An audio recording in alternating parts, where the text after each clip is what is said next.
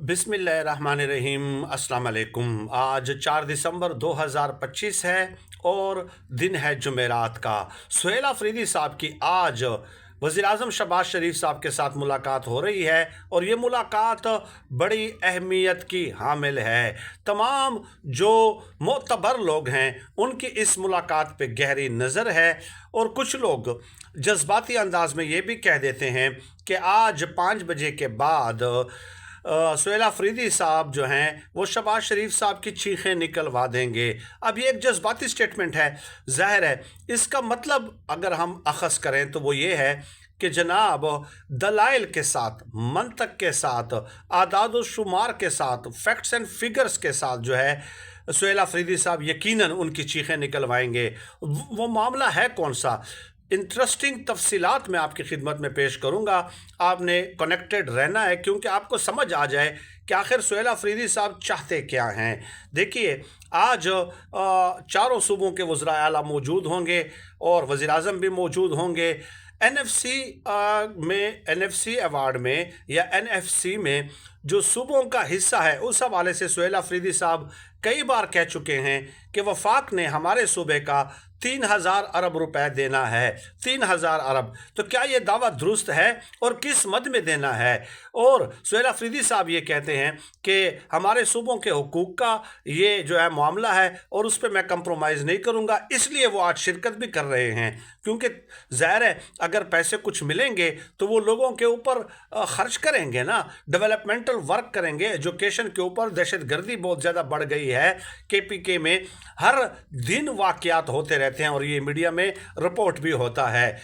NFC award, ये जो 7th NFC award हुआ था उसमें होता क्या है कि जितने भी टैक्सेस की आमदनी होती है उसको 2 हिस्सों में डिवाइड किया जाता है, प्रोविंसेस और फेडरल गवर्नमेंट के दरमियान।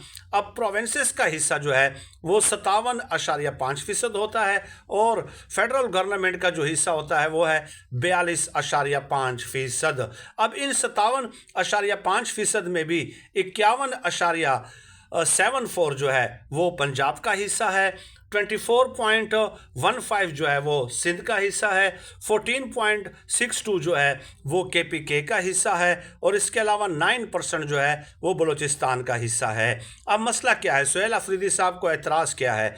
वो ये कह रहे हैं कि जब 2014 में कबायली अजला को ज़म किया गया था तो यही कानून, ये लिखा गया था उसमें कि जो कबायली अजला ज़म हुए हैं हर साल वफाकी हुकूमत जो है 100 अरब रुपए देगी केपीके की हुकूमत को। ज़ाहिर है सिर्फ ये डॉक्यूमेंट्स में अगर आप उसका इंतज़ाम कर देते हैं तो उससे तो काम नहीं बनना ना भाई, उससे तो काम नहीं बनना। उनके ऊपर अखराजात होते हैं, आपने डेवलपमेंटल वर्क्स होते हैं, इंफ्रास्ट्रक्चर होता है, स्कूल कॉलेजेस वहाँ पे तामीर करने हैं, मोबाइल नेटवर्क्स ले आने हैं, हेल्थ फैसिलिटीज़ के ऊपर वहाँ पे आपने इन्वेस्ट करना होता है।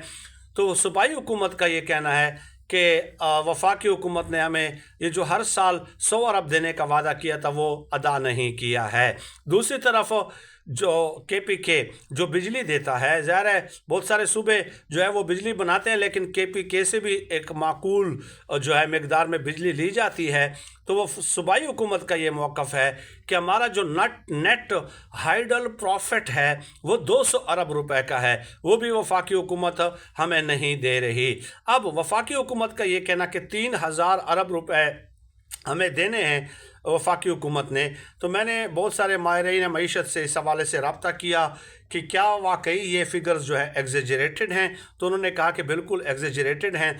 जो असल जो मिकदार है, जो अमाउंट देनी है वो 1100 अरब रुपए वफाकी हुकूमत ने केपीके की हुकूमत को देना है। तो सुहेल अफरीदी साहब ने आज की मीटिंग के हवाले से तकरीबन 9 मीटिंग्स पहले की हैं और ख़ूब तैयारी के साथ वो इसमें जा रहे हैं ताकि वो अपने अवाम का, अपने सूबों के अवाम का, अपने 4.5 करोड़ आबादी का केस जो है वो बड़े मौसर अंदाज में पेश कर सके हैं। लेट अस सी, अगर मतलब ये 1100 अरब रुपए जो हैं उसमें से 300-400 अरब रुपए भी अगर वो ले लेते हैं तो ये भी बहुत बड़ी बात होगी। और तीसरा जो एतराज़ है वो है कि दहशतगर्दी के वाक़यात बढ़ गए हैं। उस हवाले से इसमें भी लिखा गया था कि जो सूबा दहशतगर्दी से मुतासर होगा उस हवाले से भी खातर खा रकम जो है KPK की हुकूमत को दी जाएगी या उस सूबाई हुकूमत को दी जाएगी, वो भी हमें नहीं दी जा रही। आप सबका बहुत शुक्रिया।